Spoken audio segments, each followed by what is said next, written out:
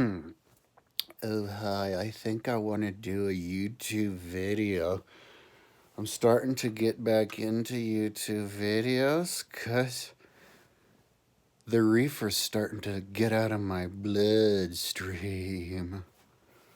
If I huff reefer these days, I just can't breathe no more, man. Like, my roommate gives me a reefer or a joint, and I'm looking at it for like 5 minutes going, oh, God. I sure would like to get high right now, but I can't. Because if I smoke this, I'll probably almost die of an asthma attack. And I don't have the money to go and buy edibles because I just gobble it all up, so I have to quit. But anyway, this video is called I really do hope that Donald Trump dies of the coronavirus. I got the idea kind of from, I know somebody, I'm not going to say who, because I don't want the fucking Secret Service to show up at their house or something like that, but I know of somebody who likes to say a lot, oh, I hope that guy gets whacked. I hope he gets whacked. I hope he gets whacked. And then the person starts saying, I hope he gets a fucking coronavirus. I hope that motherfucker gets a coronavirus. And I hope he gets the coronavirus. So let me tell you why I'm doing this video and why I think Donald Trump is Satan incarnate. Like to a level that, absolute level. And the other thing that's even more crazy, 10 times crazier, is how he can be so popular. Last night, because I'm kind of a Donald Trump scholar. In fact, maybe if I can find the video, I'll do the linky woo right below. So true. Of this video I did about him like 10 years ago, where I was actually complimenting him, saying, hey, I think Donald Trump is onto something with The Apprentice. Because he was the very first person, and that's what got him the presidency, obviously. It was that book that Steven Schwartz wrote and The Apprentice. And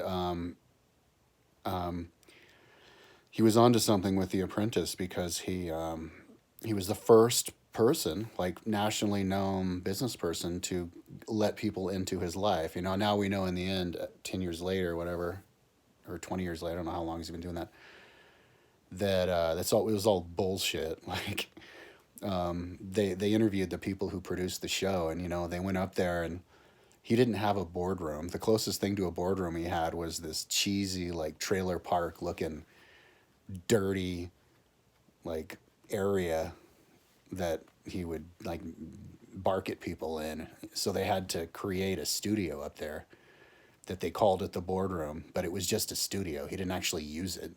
It was just a studio they put in his Trump Tower, and then all of his like ideas that he had, it was all bullshit anyway.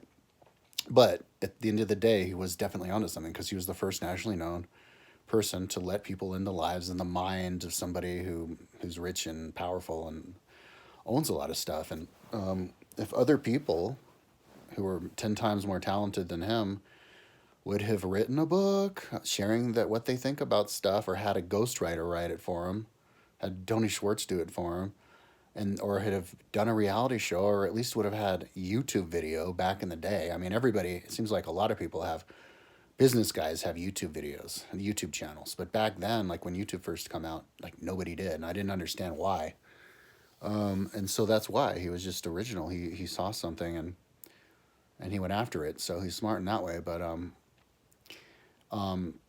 let me tell you why he's so bad. And oh yeah, and last night I saw this video with Joe Rogan. I just stumbled on it. I don't know, because I died Trump or something, and he's talking to his friend Joey, and Joe Rogan is going like, how could you possibly vote for Joe Biden because he's such an idiot? You can see he's idiot. Look, and he shows a video, and Joe Biden's being interviewed by somebody, and Joe Biden is like at the end of his sentence, and then they cut him off somehow. I don't know who did it. And then the other lady starts talking, and Joe Rogan goes, see, look, you can't even talk. Well, it's because they cut him off. And everybody knows that Joe Biden stutters, and he was a stutterer as a kid. And he beat stuttering, and he became a prominent politician. I mean, you should give him a hand for that. But instead, people like Joe Rogan see him, you know, dealing with the lingering stuttering that he has, which is minimal, and they say that he's an idiot for that. And it really got under my skin because Joe Rogan, I watch Joe Rogan, a lot of his interviews, and he interviews a lot of smart people. And he's really smart and clearly very well read. And so, how can a person who's as smart as Joe Rogan, um, like in general knowledge, if you were to put Joe Rogan time travel 20 years back, he'd be like smarter than everybody in terms of his knowledge. So it's like, how can somebody as smart as Joe Rogan not have this blind spot, this glaring blind spot for Satan? He's got Satan right there, and he's like, "Oh yeah, I'll probably vote for Satan," or saying stuff against Biden. I mean, saying stuff that could turn people against Biden. Like, who knows how many people? He probably influenced so many people to not vote for Biden just off that one video because he gets so many hits. And then I typed something, I saw something today, The Hill, the YouTube channel The Hill. They were talking trash about Biden, interviewing some lady who said that he did sexual harassment on her 20 years ago. And aren't The Hill supposed to be liberals? I mean, people need to realize it's an all-out war. It should be an all-out war to make sure that Donald Trump doesn't become president again. And I mean, that's the idea that all of the Republicans have. They've got that whole, all-out war, whatever, Trump. And then, of course, Trump, he, he, he says that it's the Democrats who do that. He projects. He's the best at projecting, but it works. And so, some people might be like, okay, so why did Trump become president? Well, or how can Trump get away with being so crazy? And how does he keep being crazy? Well, it's because it's the formula, If something's not broken, don't fix it. Especially if you're an idiot, why would you fix something that's not broken? Because you don't know how to fix it in the first place. And so Donald Trump, that's why Donald Trump keeps getting crazier, because it works for him. He does whatever works. He's a crowd. He says stuff, tests it out in his little crowds, and then it works, and then he goes off. If you look at videos of Donald Trump when he was younger, like 35 and stuff, the very first videos, because he was always a self-promoter, he'd get up on, I don't know, like interviewed with people, and he would be so humble, and like Letterman in like 1985. He'd be the most humble person, Letterman be like, how much money you have? Me, oh, I don't know. I don't like to talk about that, and just not pump himself up at all. The Donald Trump now is totally different because he's riding that wave of his demagoguery. But, so that's why. That's what the people want. And so that's the appalling part, is that how this guy can be so popular being such a psycho. So let me tell you why he's bad, because apparently smart people, don't know. And like Joe Rogan, he's smart, but to not see that, he's not. He's not smart. He's just a dude. Actually, I think he's smart. I think the problem with Joe Rogan is he spends way too much time with ignorant, like UFC fighter, like right-winger, ignorant people who don't know anything, and it just warped his brain. Like humans are social beings. We can get brainwashed by the people we're surrounded by all the time. I think if Joe Rogan lived in Boulder and hung out with a bunch of hippies for the last 10 years, he wouldn't be saying that. But that stuff about Biden. So, this video is an attempt to say why I think Donald Trump should die of coronavirus and get people to understand. Another idea is because the religious right seem to think that he's the chosen one. Didn't Rick Perry, governor of Texas, actually say he was their chosen one?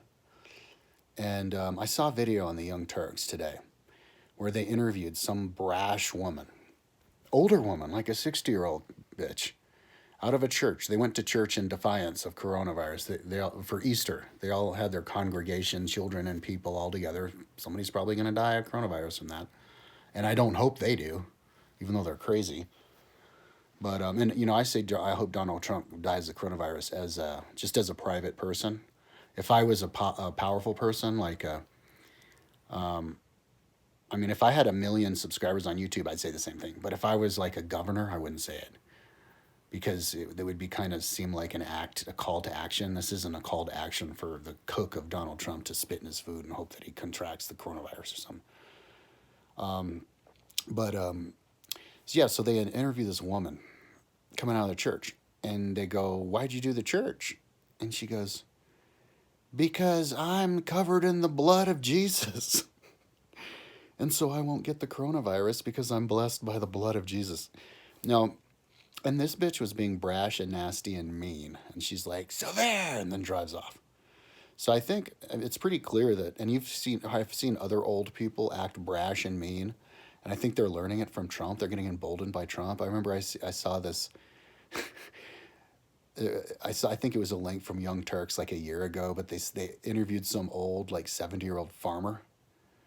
And he was like, yeah, I think that they shouldn't tax the cows because he's like, because cows just eat food. They just eat grass. And he was just yelling that, like, and I was thinking to myself, oh yeah, he's trying to be brash and mean like Trump, but he wasn't making any sense. But yeah, so he anyway, but if you want to talk about, you try to explain somebody. Oh my God, I've already talked 11 minutes. This is going to go on an hour. If you want to teach somebody a lesson, like try to make them see the light that Donald Trump is evil, what do? You talk about history, right? That's how you do it. That's how you teach yourself. People are trained in our brains to recognize patterns, right? Like if you go to a party and you see some dude with white powder on his nose who's twitching and smells like feces and is dressed in 3-week-old food or clothes with food dripping down his neck, and then you go up to talk to him and they slap you in the face and spit on you. Like when you go to, and then you do that again, and you go talk to the person who looks like that again, and they slap you and spit on it like 3 times. Like, don't you think maybe that type of person would be bad, and you'd want to go to another person? Same thing with history. You learn lessons from history, and that's the problem with Donald Trump and all these Donald Trumpites. They don't understand history, and if you do understand history, you can see the patterns. And so that's what I'm trying to explain to people: the patterns that Donald Trump has to evil people in history. That's one way to explain it.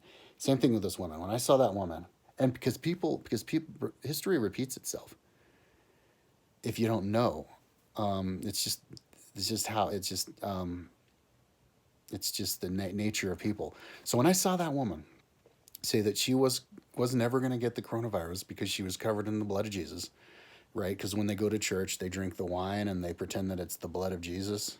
And then they eat the bread and they pretend that's the body of Jesus. They want to be cannibals. I mean, I thought it wasn't good to eat human beings. Maybe they do a special thing these days where they pour the wine on their head because now they're literally covered with blood of Jesus. But what it reminded me of was in Rome, HBO's Rome, which you can see on Amazon now. They from like 10 years ago, really good. I think it was the most expensive TV show ever made at the time. It's very well put together. But in Rome, they had the woman who was the mother of Brutus, and she like decided she hated Lucretia because she took her boyfriend or something like that, and she wanted to do a curse. So, and I guess this must have been an ancient Roman ritual because they put it in the show, and that show's accurate.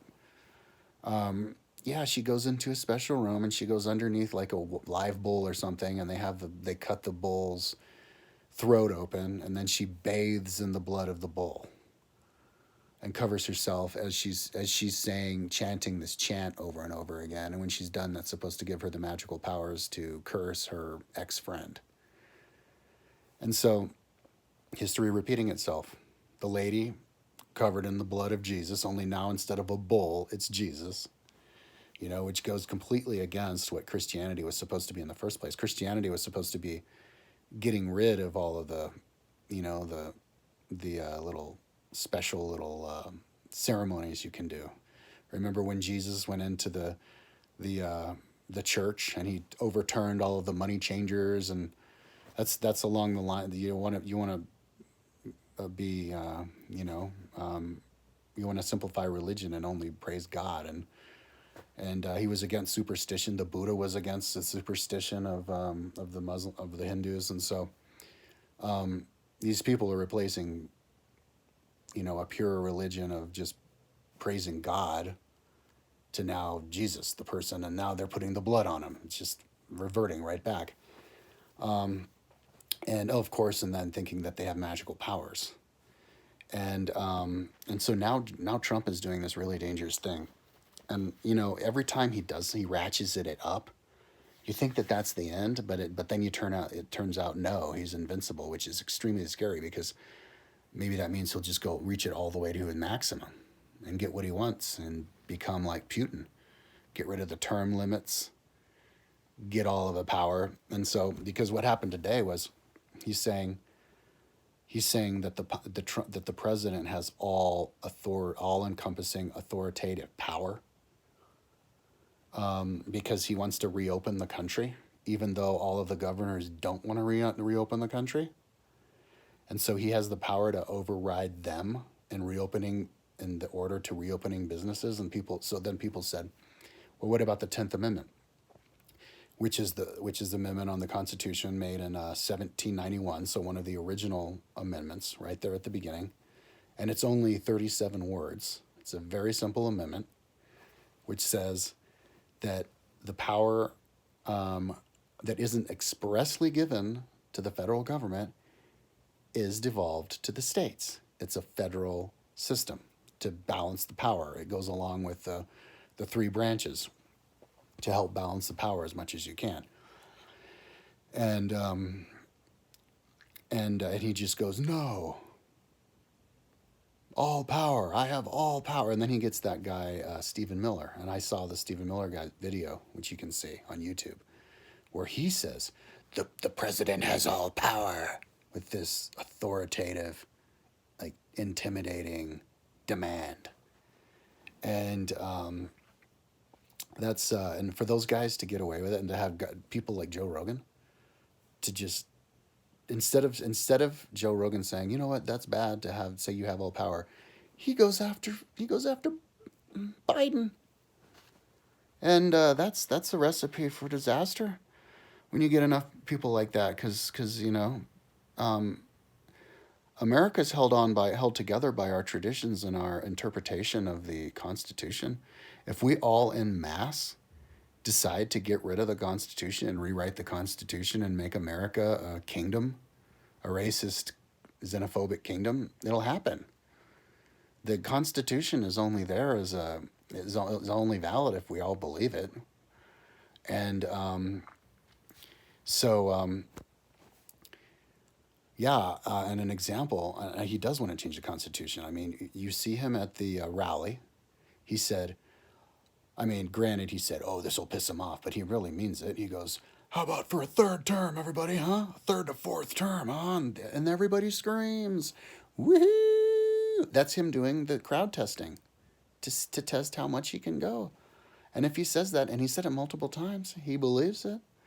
And Jerry Falwell Jr., the leader of Liberty University, the guy who's refused to shut down the Liberty University because he doesn't believe in coronavirus because they're too magical with their godliness from Jesus, and then it causes kids to get coronavirus at the school.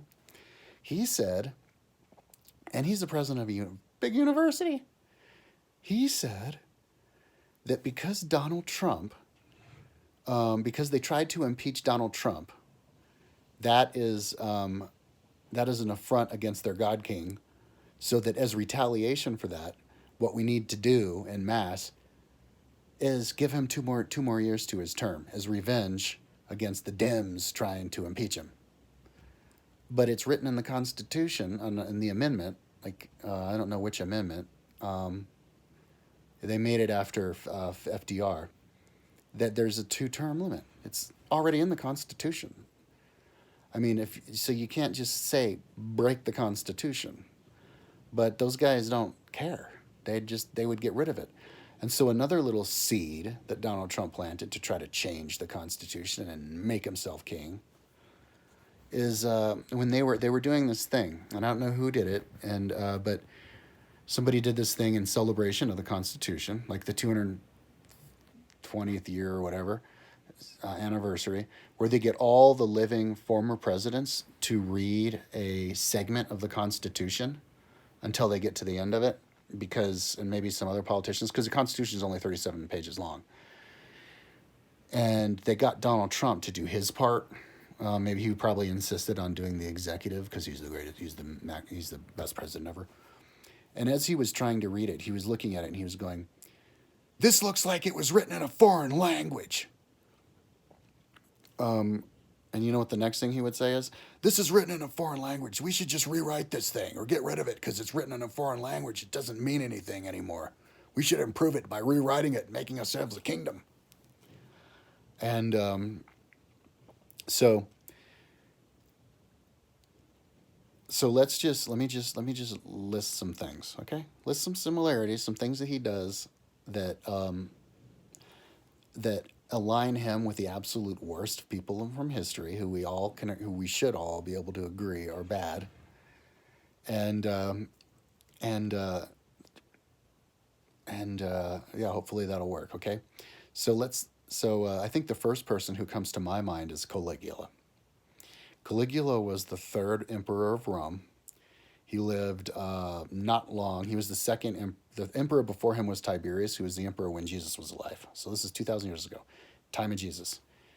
Caligula was pretty much like a carbon copy of Trump.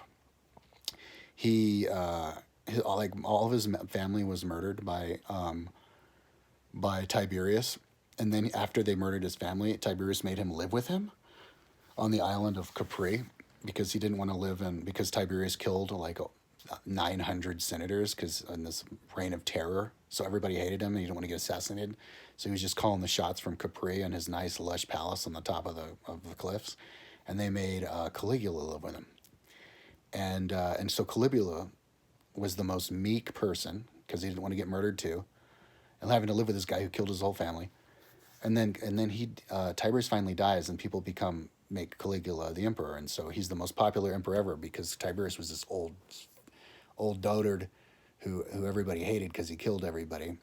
And so now Caligula comes in, and Caligula was the son of Germanicus, who was the most popular German most popular general in all of Rome, who got poisoned by his enemy and was dead. So they all thought that he was like his father and was great. But at the beginning, Caligula was very humble, just like Trump was very humble when he was in his 30s. Very, deferential, and I can just imagine. In fact, I think Trump may even be a reincarnation of Caligula. Just, giving people what they want and sharing the wealth and proclaiming he would never do prescriptions to kill people, and everybody thought he was wonderful. And then he got this really bad fever and almost died, and one of his acolytes, one of the senators, said, "Oh, and I pledge that if Caligula lives, I shall kill myself.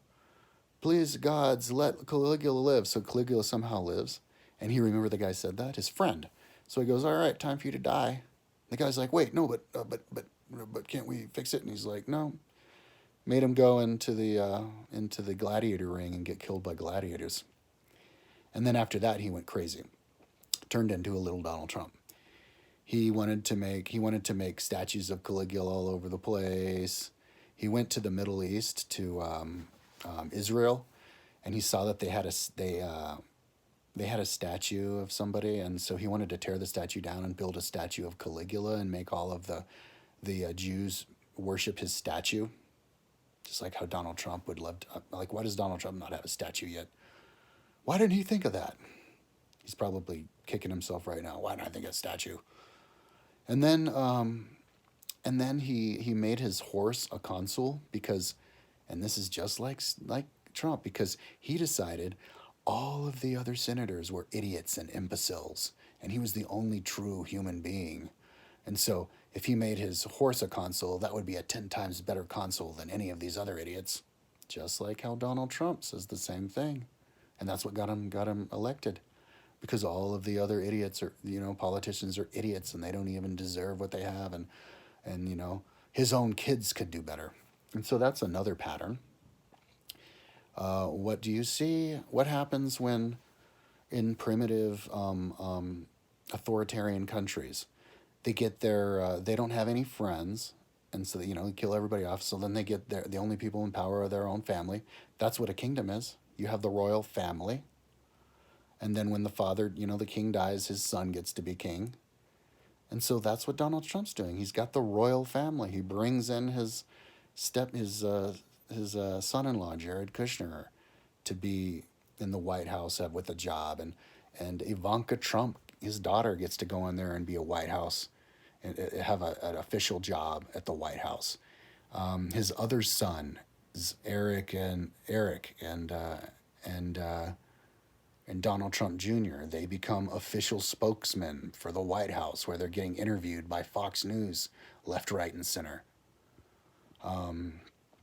It becomes this whole, it's like a whole a royal family, just like a kingdom. And then they start talking about how, oh yeah, wouldn't that be wonderful with Ivanka Trump as president, trying to sow the seeds, because they know the formula, because they learned the formula. You sow seeds, say crazy things that nobody else says, and then 20 years ago you go and reap it. Like he writes the book. 20 years ago, he does Apprentice. Boom, he cashes in. So now they're trying to sow seeds to cash in on. Oh, would that be wonderful if Ivanka was president? And now they're talking about, but then maybe she got scared. So then they're talking about Donald Trump Jr. as possible president. And and uh, and then okay, so then and then he's completely ignorant. That's another commonality between all of these authoritarian people. They don't know anything. They just bark out orders. Remember where, and then if you try to challenge, or if you try to do an intelligent dialogue with them, and they get to the point where they don't know what to say, then they just lash out on you and cuss at you. Or he doesn't cuss. That's the one thing he doesn't do, because he wears the zoot suit and he doesn't cuss, and so that's one of the techniques he uses to try to appear like he's civilized. But he insults you in the most nasty ways he possibly can. Who does that remind you of? How about Ivan the Terrible? He killed his own son with his scepter because he dared talk back to him. And it's the same thing. So Donald Trump lashed out on a reporter when he asked him a question about what did he say in the meeting, the 3 hour meeting with Putin, and how come he didn't let anybody else watch it when everybody else gets to watch their 3 hour meetings with Putin. And then he just didn't know what to say, so he just lashed out and yelled at him and cussed the guy out. And then that's what he's been doing over the last few days. He just somebody asked him a question. Hey, why did you not close the country down, or downplay the virus when the people were coming? And then he doesn't know what to say, so he just says, you're a horrible reporter. So now that's his thing. No matter what reporter comes, you're a horrible reporter. You're fake news. You're bogus fake news. Like, the entire channel is now fake news. Like all of CNN, and then all of all of MSNBC is fake news, and everybody who's against him is fake news, except for his state TV, Fox News. Does that remind you of anything? Where nobody else gets allowed? There's no press. That's like Russia and China. They have state press, and nobody can say anything negative against Putin, or else they get killed. Everybody knows how many people Putin's probably killed, and or worse, people like Stalin. And so he's trying to he wants to get rid of the press, and then and look at Fox News, how mindlessly for Trump that they are. Like, everything they say is against, in a really retarded, low IQ way, against the Democrats, because the Dems are evil, and then everything's for Trump. And it's glaringly obvious to anybody with common sense. Yet he just keeps becoming popular. How does he keep becoming popular like that? Because people who support Trump, they support Trump because of one issue. And that's the only issue they care about, because they're totally uneducated. They just care about that one thing. And so if he gives them what they want to hear about that one thing, then they're for him on everything. And so that's why the religious right is for him, because he's against the abortions, and he likes to give them lip service. Actually, I can't even remember, why. Why are they even for him? Just because he likes to pound the Bible? I think it must be the abortion thing. But yeah, they follow him, and so then he can he can screw up the tax code to give them give extra wealth to the wealthy people, and you know separate families at the borders and do all the crazy stuff he does, and they just and talk about grabbing women by the pussy, and he just goes and they just keep supporting him because they only care about that one thing. And then there's the other politicians who support him no matter what because they're tied into him financially, whether it's the oil and gas people or people who are actually making money with oil and gas deals in Ukraine, like Devin Nunes. Devin Nunes was one of the, and now they call him stars. The Fox News, like that Stephanie lady who was yelling and not making any sense at the impeachment hearings, is now a star of the a new rising star because she was bitchy at the supported Donald Trump at the impeachment hearings. So then Devin Nunes, the new star, they found out that he was actually tied in with the Ukraine oil deal and was making money off of it. They gave him like a cut in it. So so that's why they just all they have to do is get a few people in power who make money off of him and are tied in, who are dependent on him financially, and reduce the circle of trust, and then boom, that's how countries can become authoritative and everybody lose power. You get all the like a cancer, you just suck up all the nutrients from everywhere and consolidate it in one place, and then you've got an iron fist ruling the whole country. Donald Trump, kind of with his attitude, he reminds me of Louis the 14th from France. And he ruined France that way. He caused the French Revolution 100 years later, which created democracy for Europe. But what he did was he took all of the regional leaders all over France and built Versailles so that he could house 10,000 of them, so that they would all of the power of the entire country was circled around this one building. But the problem with that is, if the person who's making the minute decisions of way out in the corner of France lives in Versailles, how's he gonna know what's going on? He'll just take do what his rich friends tell him to do. Some rich asshole from down there would be like, hey, these poor peasants, they're trying to take my money. Do this. Okay, right, yeah.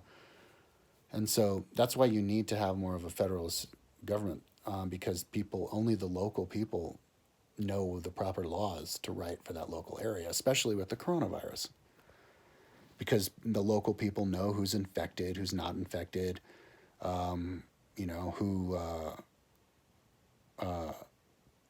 which businesses need to be open, all that local stuff. The virus has hotspots. So why would you make a national?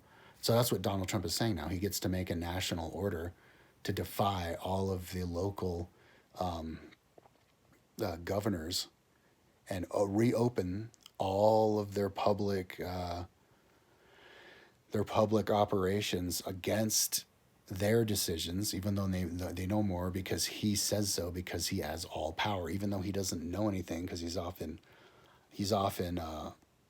stuck in the White House and D.C. He also doesn't know anything because he's ignorant, and so he's like, doesn't that make sense? That's a quality of that's a telltale sign that he's trying to turn us into a kingdom, and he's also completely insane. There's no consistency. First, when the coronavirus comes, he says, "Oh yeah, no, that's the responsibility of all of the independent governors if they want their ventilators. We're not a shipping clerk. The federal government isn't a shipping clerk. It's up to you. That's what the states are for. States take care of themselves." As he's hoarding all of these ventilators.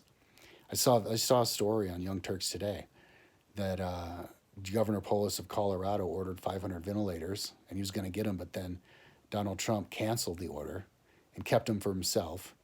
And then Hickenlooper called him and praised him, and so then he gave 50 to Hickenlooper and said, "See, look, I gave 50 to Hickenlooper, or 100 to Hickenlooper." No, you just gave back 100 from the 500 you stole. And Yeah, so at the beginning of the coronavirus, he says that it's a federalist, so he doesn't have anything to do with it.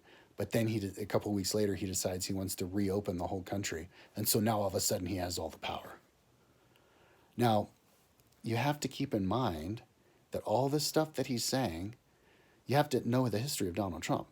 This is coming from a guy who's never read the Constitution, who's never given any sign that he's read the Constitution.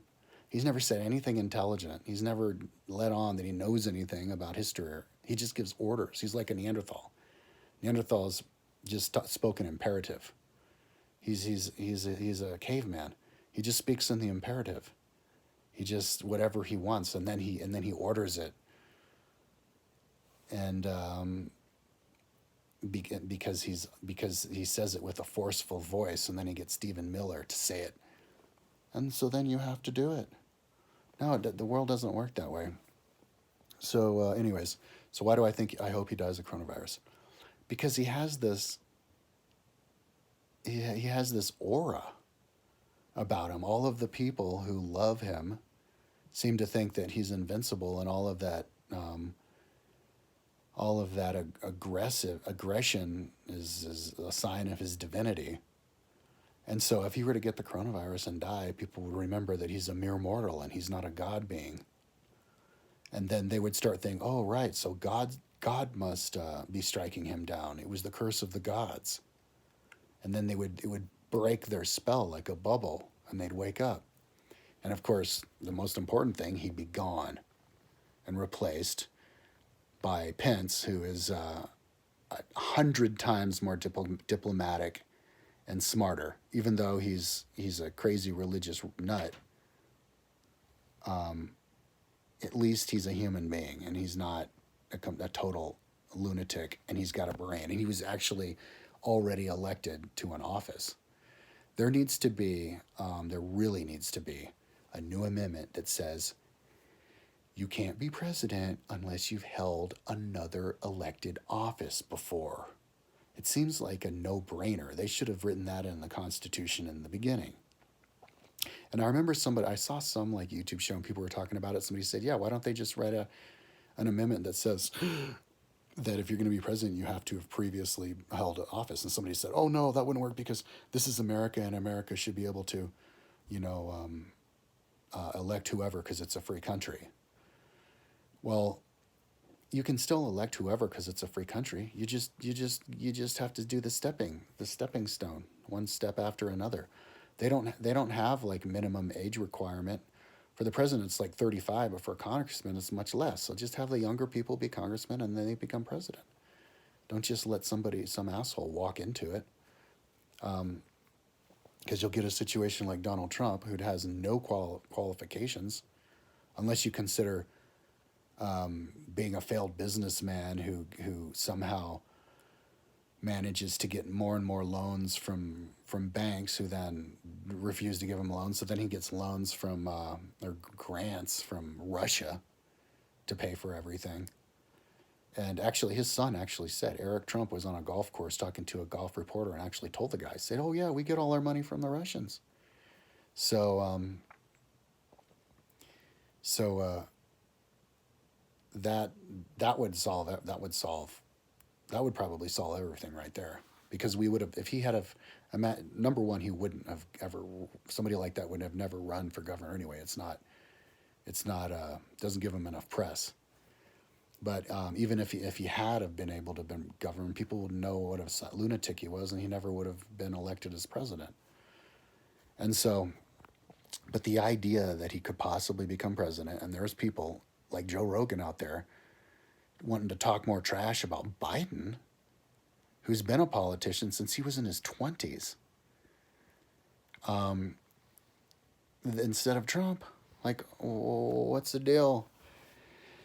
And so now I probably should say this is coming from a person who needs Donald Trump to be president.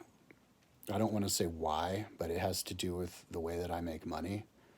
If Joe Biden becomes president, personally, I'm going to be terrified for myself, because I don't have any way of making my own money, and I kind of don't have any faith that I could make money. Like I kind of feel like maybe I'm just pessimistic, but I feel like if I were to try to open up my own business as a window washer, nobody in Boulder would hire me because my website is too confusing to people, and it would actually, my website, kylepounds.com, turns more people off than turns people on because it's just quite simply not done yet. And nobody else thinks like me. People look at me and they think that I'm insane for having so many open projects that aren't done yet. And so I don't feel like I'm ready. And I don't want to go out. And I also feel like nobody would hire me anyway. Even if I were to try to get some job as a stalker at a supermarket, I'm not so sure anybody would want to hire me because I'm eccentric. So I would personally, deep inside, I would feel a lot more comfortable personally if Donald Trump won. But at the same time, but that's just my most primitive part, because intellectually up here, if Donald Trump wins one more time, he might actually be able to erode the federal and the balance of power to the point where he will get away with rewriting the Constitution and turning us into a kingdom, an autocracy, which would then snowball into people not having any power to do anything, lose our First Amendment. I mean, YouTube already has disabled comments without telling anybody why. They just disable your comments. Number one, why in the fuck would you do that? Do you know how important information is? Knowledge, data. It's called data. You know why Jeff Bezos got so powerful and Amazon grew so much? It's because he used data. He was a computer scientist who was just collecting all the data, and so he just used it to market to the right people and undercut these people here and do this to that. It's all about the data. That's why data is worth so much, and people are now contemplating, should you sell your data? Shouldn't people pay more for the data? Data is power. Knowledge is power. So why would you cut data away? Data, the most basic form of data is people communicating with each other. Like that's the number one thing that autocratic countries do, is they take the ability of people to communicate from each other away from them.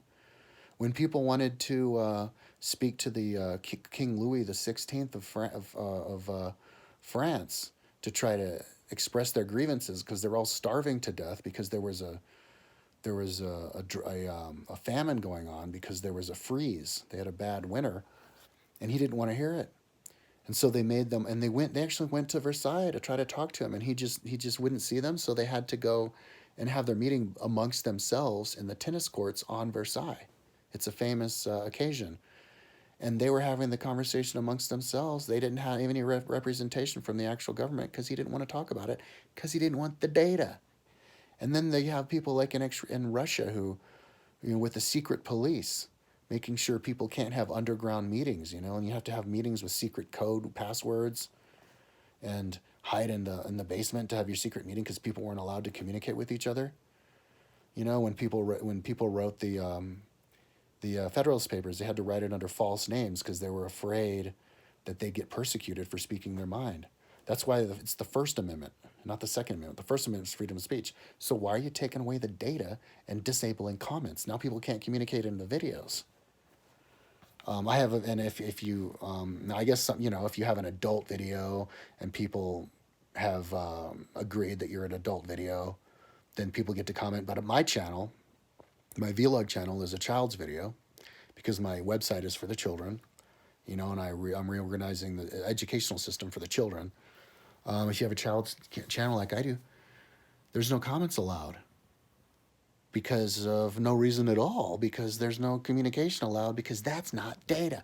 They want the data all to themselves and their country and their companies, so that they can, and then allow us, make it so that we can't communicate with each other because they disable the comments, so that they can all take over. Doesn't that Doesn't this make any sense? So that's it's called patterns. People like to look at patterns, and that's the pattern of it, the historical pattern. And you could go and talk about a lot, like, and you don't even have to go into history. Why don't you look at other countries that are around now? Donald Trump, who does he want to compliment the most? Who does he love and say are wonderful leaders? It was Putin and Kim Jong Un of Korea, who he loves the most. He said Kim Jong Un must be just a brilliant guy to be able to hold all that power together in his country and rule on an iron fist. He must be a brilliant guy. Instead of saying he must be a crazy dude, he needs to be taken in power. No. Same thing with Putin. Putin's just a great guy. He's his friend. Why? Because he looks up to him. He loves it. Remember how he was defending the prince of Saudi Arabia when they killed Jamal Khashoggi, the Iranian national who was actually an American like newspaper worker, and he just sided with the Saudi Arabians, saying that they were being treated unfairly. It's unbelievable. I mean, how many different, like, this video is already 46 minutes long. I've just been listing all the things, all the similarities that Donald Trump has with authoritative people and horrible people who we know are horrible. I mean, don't you realize that in 1,000 years or 100 years, everybody's going to look back on Donald Trump as the worst human being who ever lived? Like, don't you understand? And if you don't understand that, what I would want to know, and I guess I'll never know because, well, I guess I could know because I do have, the comments are still activated on my channel. Thank God. It wouldn't surprise me if next year they'll just disable the comments, because I know I've saw videos, they've been disabling comments on other people's channels. Somehow I slipped through the cracks. And they also delete people's channels, you know?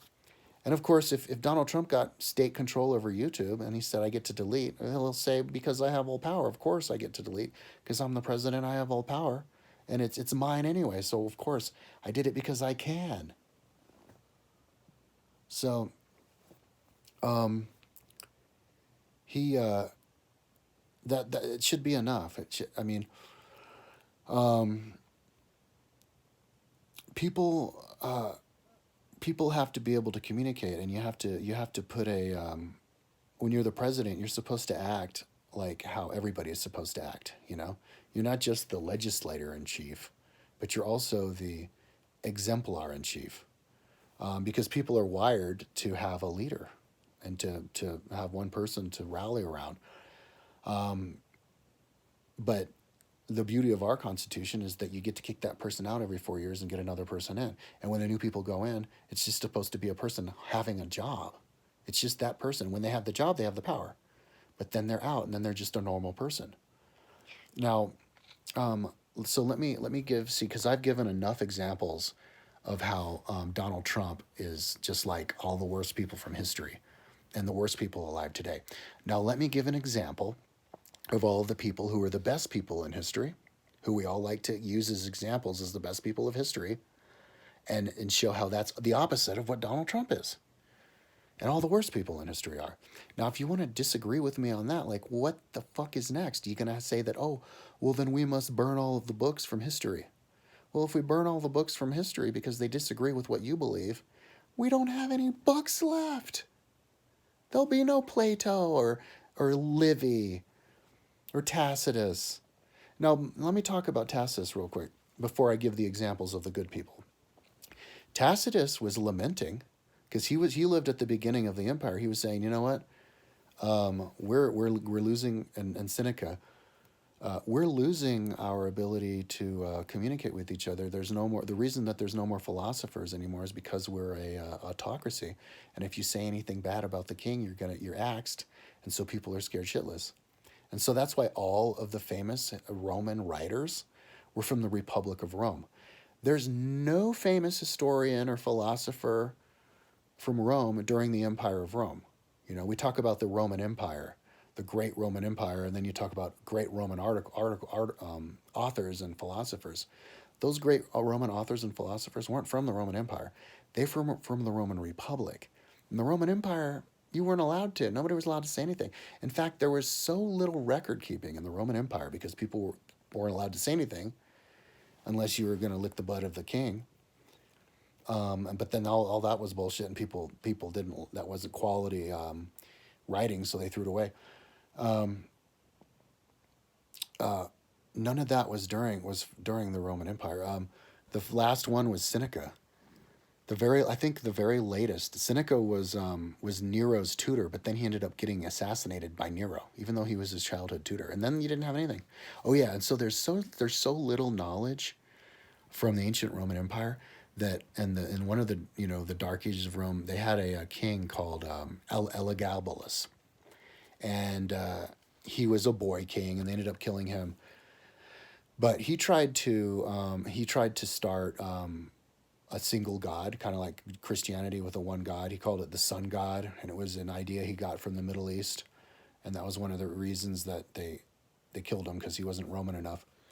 But the reason that we know of all that stuff that happened during the time of Elagabalus was from historians from hundreds of years later, just rewriting from hearsay and little scraps here and there. There were no official record keepers in the time of the Roman Empire because they weren't allowed, because there was no communication allowed. Same thing with Russia. Where are all the great musicians and artists and philosophers from Russia? There are none. You're not allowed to do that. You get killed if you do it. Didn't they throw the whistleblower from China into jail, and then before he died, just because he said, "Oh, this looks like SARS. Be careful, guys." Authoritative countries don't function well that way. Don't create wealth. Don't create communication and a lively culture that encourages people to be creative. I had a friend in when I was in Albania. It used to be communist, and they had all these communist regulations for music that the absolute most creative you could possibly be as a musician and a performer, you had to sit in a chair and just play simple strings of guitar and dress like a granny. That was like it was like by law. So, so let's talk about the greatest people from history and how they're not like Trump. Now, when you look at ancient Rome, now Rome is where America came from.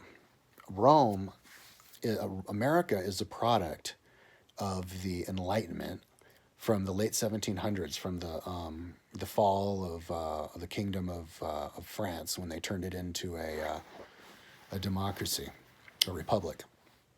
And that's when they had all of these, they were having a scientific revolution. They're having all the famous philosophers writing, all the common names: Rousseau, Voltaire, Montesquieu. The founding fathers of America were right in there. They all knew each other. Benjamin Franklin and all those guys, and we're referencing ancient Greece and ancient Rome. And when you talk about the Federalist Papers of America, they were referencing Rome over and over again. It was basically like a history book referencing the laws of ancient Rome. So America is like a rebirthing of Rome. It's like Rome 2.0, basically, is what America is. And so if you want to extend the American tradition back, you would go to Rome. And the reason that Rome was so powerful and grew so much during the time of the Republic was because they were a republic. They were the most democratic society in the whole world. Everybody around them was a tyranny or a kingdom or a plutocracy. Rome was the, and so there. Let me give you an example of some of the very best Romans. There's a guy called Cincinnatus. Now Rome, and this was a long time ago, like 400 BC. Rome had, and let me first talk about the Roman Constitution and how it's very similar to the American Constitution. They had their president, which they called the consul, which had all the power, but he had to share his consulship with another guy. So it was like two co-presidents, and they would take turns having the power. And I think it was like daily. Like one day it was this guy, the second day it was the other guy, second day it was the other guy, to help balance it out. It was an idea that they got from Sparta. Sparta had double kings. The ancient Jews had double rabbis. great way to balance power. But those consuls could only be consul for 1 year. So that's even better than America. America, you get to be president for 4 years. There, it was only 1 year. And then you had to become a private citizen again. People could wait a year, skip a year, and then they could try to become consul again. So that's why you'd have guy like in the maximum was maybe 8 times consul, bunch of famous guys that were 6 times consuls, but each time they had to be reelected as consul. So it was a great way to maintain the democracy. And there was this, but every once in a while they had the dictator, because they needed when they went to war. It was basically like, they need a general. The general has to call all the shots because they have to be decisive. And so when they went to war, they'd have their dictator who would call all the shots. But as soon as the war's over, he'd leave. And so the person who they always like to look up at as being the great example of Rome and the greatest person you could ever be for your country was this guy named Cincinnatus, because he was like a retired consul or something. And he had a 4-acre plot of land in Rome, just on the other side of the Tiber River, modern day Region 14, farming there. And then they decided that they needed to have a war to save their asses because they were all getting attacked by the other Latin city-states.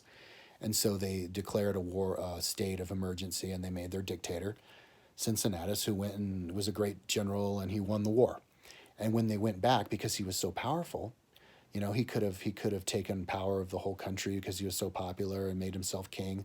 But what he did was he just retired and he went back to his farm and became a farmer again, because it was more noble to be a farmer of a 4-acre plot of land than it was to be the king, because they understood about democracy, and they understood that it's not about you, it's about the community. And that's why Rome did so well, because they looked at each other as a community. They used religion not as a superstitious way of pouring blood on you, giving you magical powers, but religion as something that tied the community together. Rome is known as a place that has 2 founding fathers. They have Romulus, the first king, who set up the army and the first 100 patricians and the plots of land and the system. But then they had their second king, who they recruited from another tribe up in the mountains, the Samnites, who were a colony of Spartans, called Numa, Pompilius, the second king. And he was the religious guy, and he set up the religion of Rome, and he made a temple that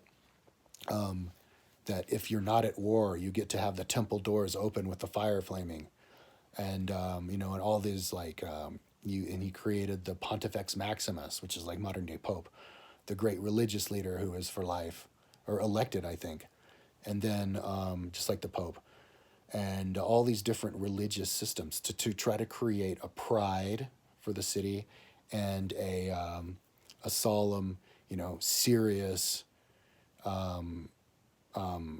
culture that respected everybody and kept the priorities straight.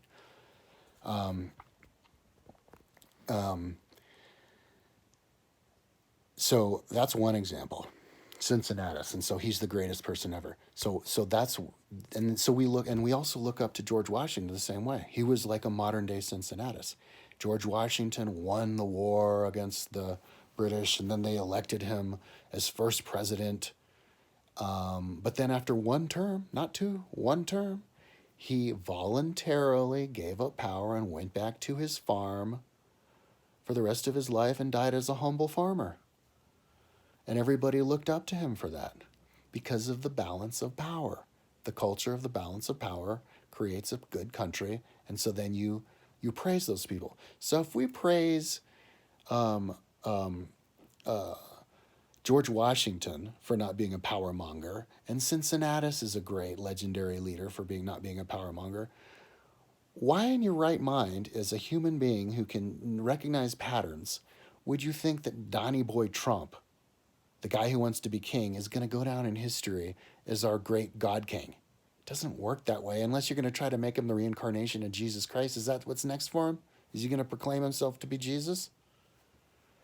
Now let me give you another example of something that makes Rome greater than everybody else, and why a democracy is actually more powerful and greater than a king. And it's the line in the sand metaphor, story.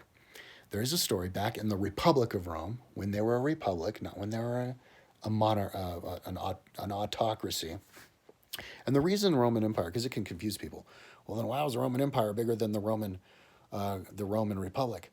And when the Roman Empire was bigger, then that was because they were autocratic. Therefore, autocratic's bad. No, the Roman Empire, autocratic Roman Empire, became that way because before that they were a republic, a democratically elected republic. Once they were an empire, they had that all empowering power, encompassing power, and people couldn't fight back. And then it just eroded away after that, and it fell. It wouldn't have fallen if people would have been more, shared the wealth more, got rid of slavery. I mean, that's why they never invented anything, because they kept slavery and they kept the rich rich. So, another example of a popular guy who's like a hero, or a great example of why the Roman democratic system is best, is they had a king in ancient Egypt, and this was like 300 BC. He was one of the Ptolemies, and he was bullying on an ally of Rome, like modern day Judea or something like that. He was taking their land and warring with them, and so they pleaded to Rome, and so Rome sent the consul, or maybe he wasn't even a consul, he was just an ambassador. They sent an ambassador to Greece, and the ambassador goes, "Okay, you're gonna tell me that you're not gonna attack our ally anymore." And he drew a line in the sand around the king of Egypt, the king of Egypt, right? Because everybody thinks the king's more powerful than some. See, this is the example of why an ambassador of a strong country is more powerful and decisive than a king of a weak country. He said, the ambassador drew the line around the sand of the king and said, "You're going to tell me that you're not going to attack our ally over there before you step out of that line of sand. And if you don't, if you step out of the line of sand before you tell me what I want to hear, we're going to take over your whole country." So the king was like, okay, no, I won't. And so then that ambassador goes back to Rome, lives out his ambassadorship, becomes a normal citizen again, and then they get a new ambassador in. And so that's an example of how you can, when the person's the boss, they're the boss. We've got our boss, our decisive, our functioning country, and then you elect another guy in. That guy's the boss, okay? In order to have a decisive boss, you don't have to have the same idiot in power their whole life, because that person's not going to be a leader. Okay, they're going to be wishy-washy like Trump, and they're going to lie, and then nobody's going to believe them. They're not going to have any power. Imagine if the king of like Putin comes and says something to Trump, or not Trump, but a good president. It's his words aren't really gonna. He's not gonna have as much control, or people aren't gonna respect him as much. Anyway, let me try to think of another example of the greatest Romans that there ever were. Oh, here's another one. Back at the end of the kingdom of Rome, because Rome was a kingdom they had for the first 250 years, and that's about how long America lasts. It's the patterns. The kingdom of Rome lasted 250 years. The republic lasted 500, and then the empire lasted 500. So we follow these patterns with generational change, but so they got rid of the kingdom, and then the very first consul of Rome, when they made it a democratically elected republic, the very first consul was this guy named Brutus. The same great-great-great-grandfather of the other Brutus I was talking about before, whose mother did the ceremony with the blood.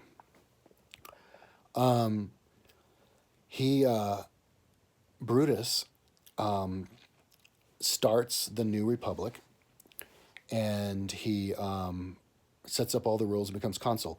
But because it was a kingdom before, and they still had this royal family, the royal family and the young people of the royal family were like not having it, because they were losing their power and their wealth and their influence, and they thought that because their little inner circle was losing power, it was all fucked. So they were trying to start some conspiracy to get a kingdom going again, by by subverting the power of Brutus. And so, one of the people, or two of the people who were involved in that conspiracy were his own sons, because Brutus was actually part of the royal family. He actually went with the prince of Rome to Delphi to find out, to ask questions about the future of Rome, because he was in the royal family. He ended up, in order to nip that little conspiracy in the bud, he killed his own kids. He executed his own sons as an example. Because he was so he had such conviction on the power of a democracy that you follow the law and the rule of law. And the law says you execute people for doing the conspiracy, even if it's your son. And that set an example, a precedent. And people looked up to that. And so that's the pattern. The pattern of the people we always look up to and who always make it in the history books, who we repeat and we write the books out of, the smart people, are the people who do things to preserve the balance of power. It's not the people who like Stephen Miller, who get in and go, the president has all power, and then Trump, the president has all the power, absolute power. Now you have to remember who's saying that. That's a person who doesn't know anything. That's what happens when a country dies. It's when the people in power don't even know anything. They've never read Livy. They couldn't quote the greatest Romans from history. They don't know, what kinds of worlds the greatest philosophers come from. They don't know anything. All they know is that they hate Mexicans and they want to kill all Mexicans who try to cross the border, separate them from their children, and so yeah, when Trump was up there yesterday saying, "Oh, I have all the power," they said, "Well, what about the 10th Amendment?"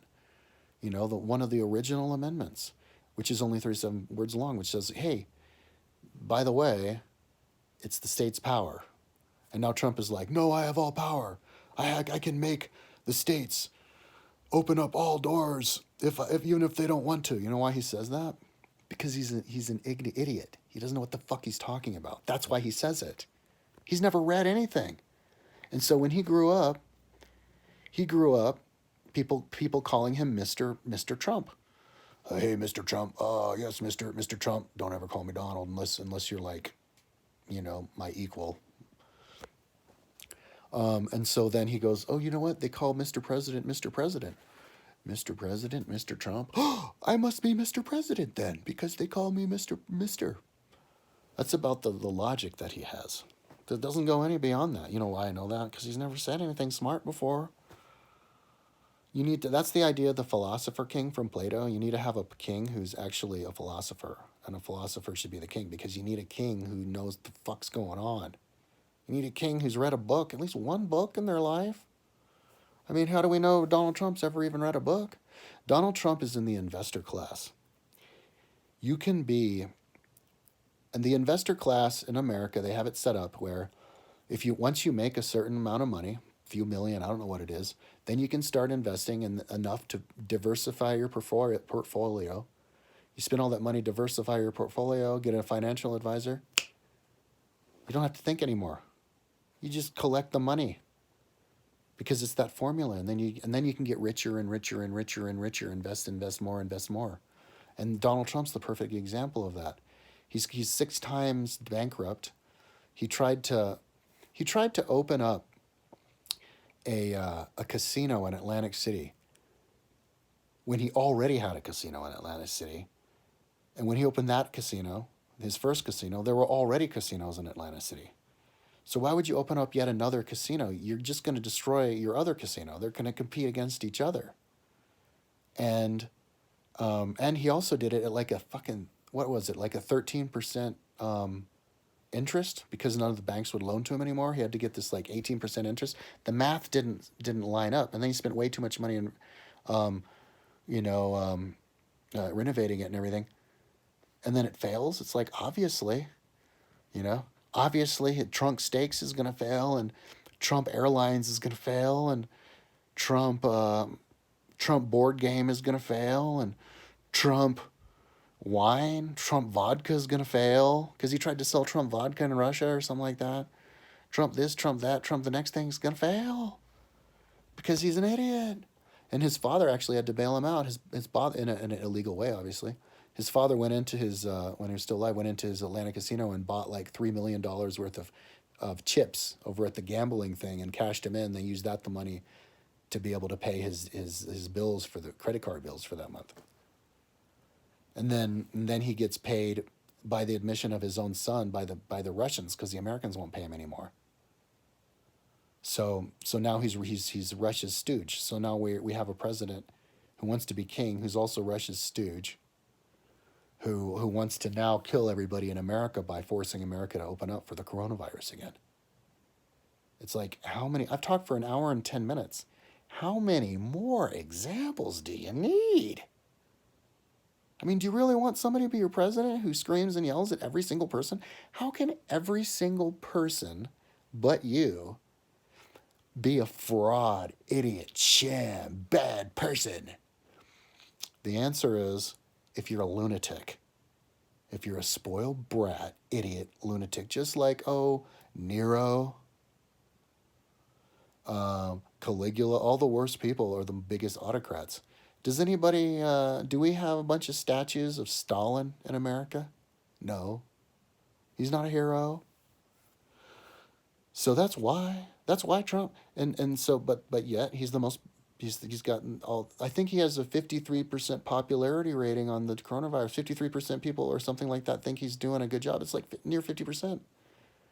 Because he's somehow got that aura, because he happens to be followed by people who are susceptible to that aura because their brains don't work so good.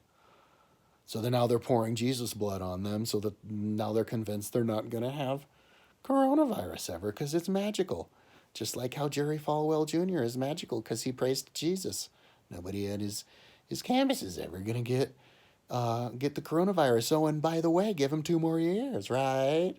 Oh, and if you get away with that, how about another term? And you know what? Let's just rewrite the Constitution. Because it's old English, doesn't make any sense anyway. Those old people didn't know anything. Oh, and by the way, maybe we should just burn all the books that have ever been written. And we have a history of doing that, by the way. Back in the beginning of the Roman Empire, or the Christianity at the end of the Roman Empire, beginning of Christianity, there was these two competing ideas about Christianity. It was Athanasius versus Arian. Athanasius wanted to use Jesus as the one godly figure, and Arian wanted to just say, you know what, let's believe Jesus was just a human, and then believe in God as God. And Arian, it's called Arianism.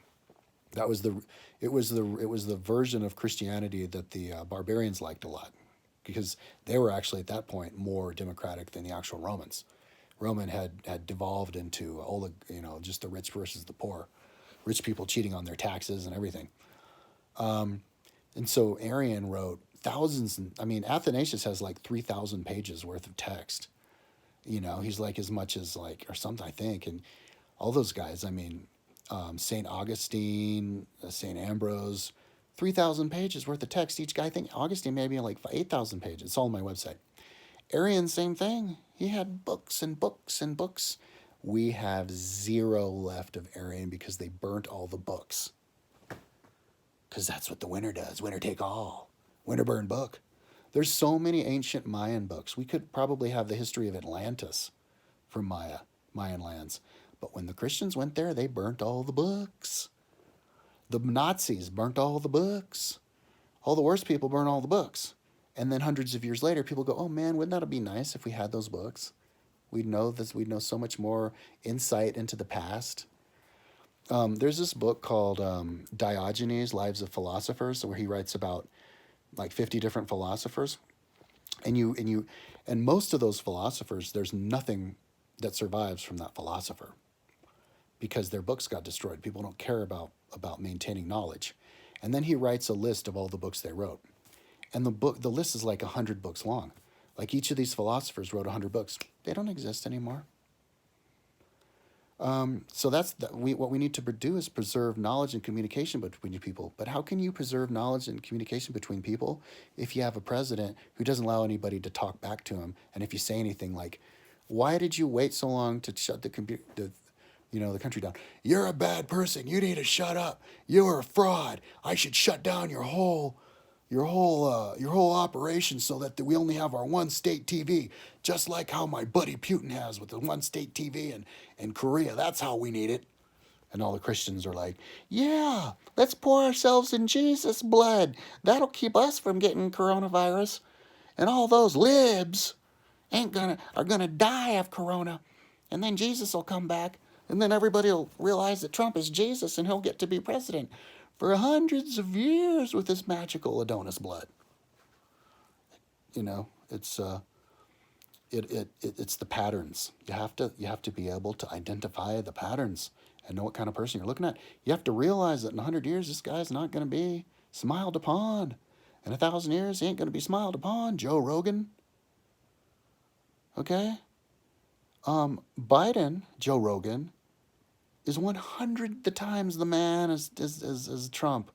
What the hell was Trump doing when Joe Rogan was 29 years old, getting sworn in as a congressman the day that his wife and daughter get killed in a car wreck, and then he bounces back and is still in politics, helping people out years later. Donald Trump was pretending that he had bone spurs and I can't remember what leg, because he just physically can't walk in the mud over at Vietnam, and then of course 30 years later, as a 78-year-old man or whatever, 75-year-old man, he has to be the most fit president who ever served, as declared by his doctor who he paid. You know? I mean, this guy, everything he says, then he says the opposite thing the next day. He just babbles nonsense and then yells at people. How can that person be better than Biden? How can that person be somebody who people are going to support? The only way is if the Americans, have lost their way because they don't read history. They just don't read the history. You know what? Let me give you an example. People love to read books that were written like last year. You know, the new fad. If you go to Blinkist and you look at the list, there's all these books written. It's condensations of books, but there are all these condensations of books written by people, just random people from a few years ago.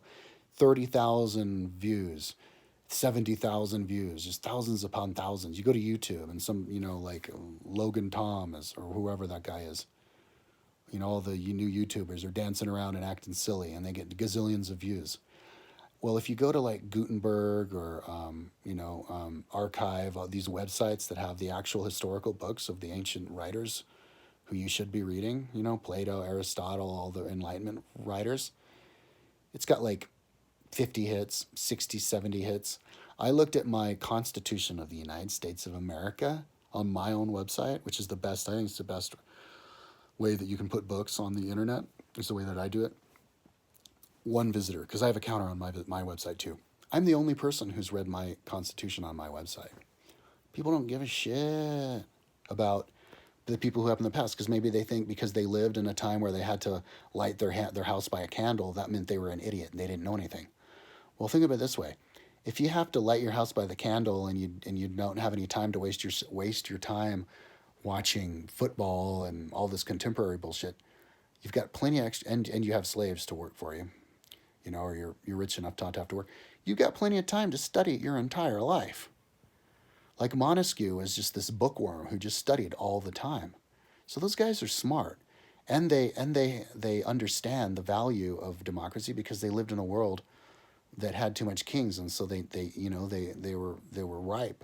We live in a world where everything's hunky-dory and happy, and so you're like, oh yeah, have a king, yeah, sure, why not? Like, they don't know because they haven't read history.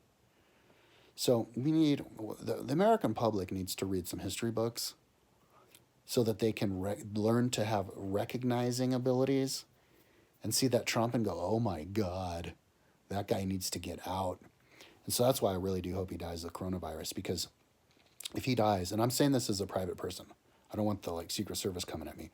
I'm not saying kill the president. I'm not saying that. I'm not saying that. I'm saying if God were to strike him down with coronavirus, it would break the bubble. All of his little Christianites pouring the Jesus blood on them would go, oh my God, he's not the sacred sanctimonious one? Oh no. Well, maybe he was bad. He must have angered God. and then they'll get Pence in there, and Pence is a lot more, down to earth, and respects the law. Pence is a crazy, religious nut, probably thinks abortion should be illegal and all that stuff. That is a gazillion miles away from what we've got right now, which is Trump. Pence is way better. So that's all I'm saying. Trump is horrible, and I sure hope that people wake up to it, because people are not waking up to it. I know people, and I'm sure, and people like to say. I saw Joe Scarborough mention that he's got people in his own family who are for Trump. They're smart people in their own family. I got people in my extended family who are all about Trump, and it's like, oh my God, like they're everywhere. They're like, it's like Attack of the Zombie aliens. You put your glasses on, you look around, and everybody's a monster alien. You know, you put your thinking cap on, you look around, everybody's like, what's wrong with Trump? He just says it how it is. He talks like me. So that's the other thing we need to do, is these politicians, man, the reasonable politicians with their heads screwed on straight, they need to have, like, what's wrong with you? You need to have YouTube videos. You need to have a persona out there. People have to know who you are. Because if nobody knows who you are, somebody like Trump, who people do know who he is because he's got the Art of the Deal book and The Apprentice, can walk right all over you. Nobody's gonna care, because it's like, who the fuck are you? You ain't nobody. Like me, I have 37 subscribers on my vlog channel, and every time I do a video, I get about 5 to 10 hits. My main channel, which I'm going to upload this to, gets less than 100 hits per video. Okay. But could Ben Shapiro go, who the fuck are you, Kyle Pounds? Who the fuck are you? He wouldn't say that to me, even though I have no followers. You know why? Because I have a lot of videos. And the lots of videos, it outweighs the lack of followers.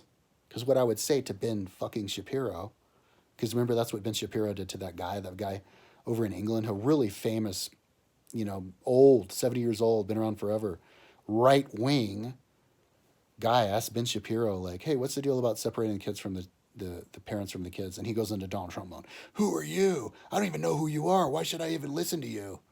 That's the technique of the autocrats. Who the fuck are you? I shouldn't listen to who the fuck are you? Well, if you're a nobody who uploads shitloads of videos talking about all the time, they can't play that game with you. Because if Ben Shapiro will ever say that to me, I go, well, number one, I may check out my website. What the hell does your website look like?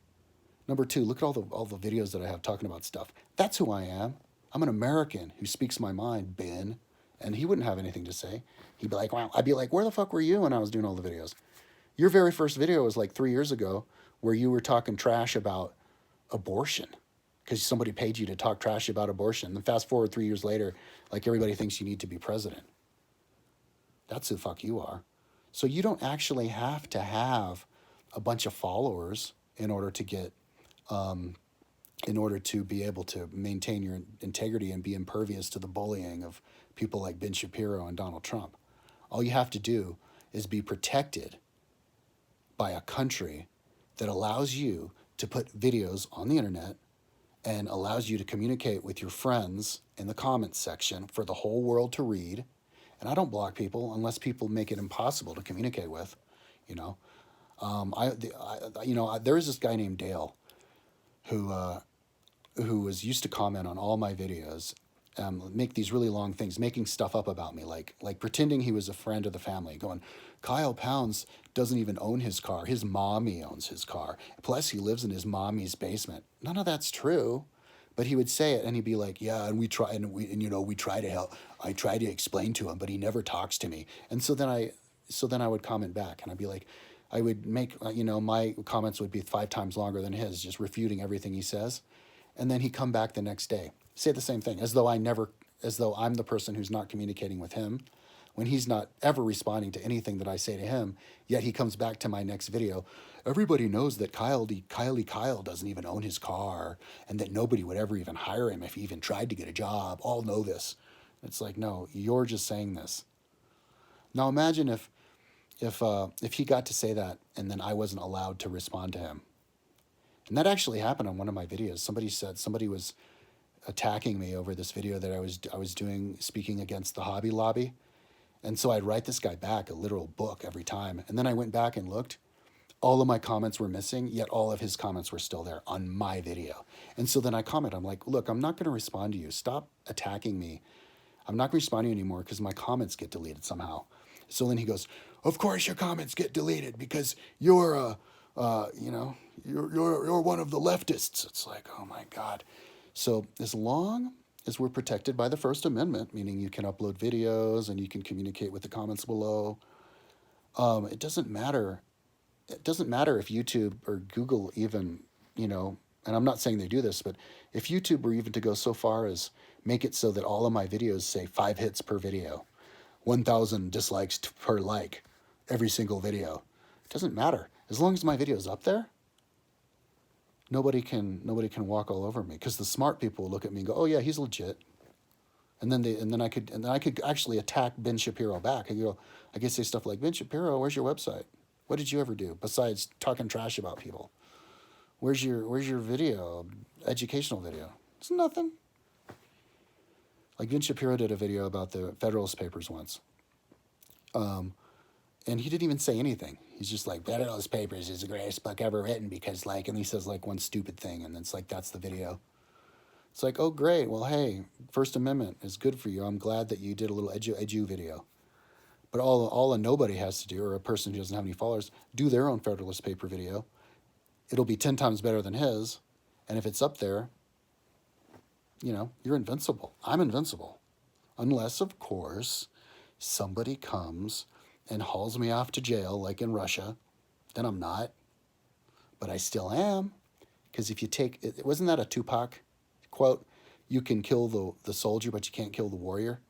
You could kill me, but then there's somebody just like me going to pop up next year. And you could kill my body. I'll just reincarnate next year in another body and come back at you. You have to look at history.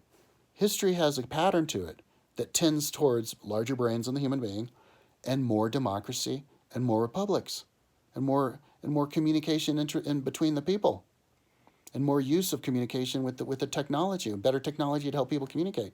That's the pattern of history. And if the pattern of history stalls, everything falls. That's what happened with the Roman Empire. The freedoms between the people and the sharing between the wealth, and they didn't get out of slavery, and so the Roman Empire crashed. So our system, but that's the risky thing, is if our society crashes, we could kill the whole planet, because then we could just, people like Trump would get rid of all EPA regulations, and then we mow down the rainforest, and there goes the oxygen, and next thing you know, we're in Venus, and we're burning in hellfire. And we'll have to start over on another planet, but the little Trumpy-Dumpties won't reincarnate on that planet. They'll reincarnate as a shrew getting stomped on by a T-Rex. And people like me will reincarnate on an actual planet where we have a democracy and a First Amendment. So that's why Trumpty-Dumpty Doo needs to die of the coronavirus. But I'm just saying that to myself. I wouldn't go and spew that out to the world. I'll just say that to my own personal, YouTube followers or whatever. It's not a call to action. There's a call to action is when you actually ask people to do stuff. I'm not asking anybody to do stuff. I'm just saying, if he were to die, it'd pop the bubble like that, and all the Christians would go, "Oh right, oh he doesn't have the sacred blessings of the Lord of God." So that's why, Trumpty-Dumpty Doo. Fuck you, Donald Trump. Fuck you, Eric Trump. Fuck you, Donald Trump Jr. Fuck you, Ivanka Trump. Fuck you, Jared Kushner. Fuck you, Stephen Miller. And the whole boatload of idiots you wrote in on. Now, one thing is, and also all of Fox News. Like that black lady on Fox News looks like it. She doesn't even look human. I wonder what her IQ is. I'd love to see that idiot do a history lesson. Or Janine Shapiro, or, oh my God, Laura Ingraham. Oh my God, what a toxic monster that is. Ugly lady too. Big horse face. Imagine Laura Ingraham giving you a history lesson. Oh my God. Imagine them getting together. They'd be like, yeah, because they just make crap up. It would be absolutely hilarious. They'd say stuff that doesn't even make any sense. They'd be like Trump, Trump, power, what's the president has all the power. Anyways, I've talked to almost an hour and a half. I hope Trump dies of coronavirus. And God bless America and Biden for President, Joe Rogan.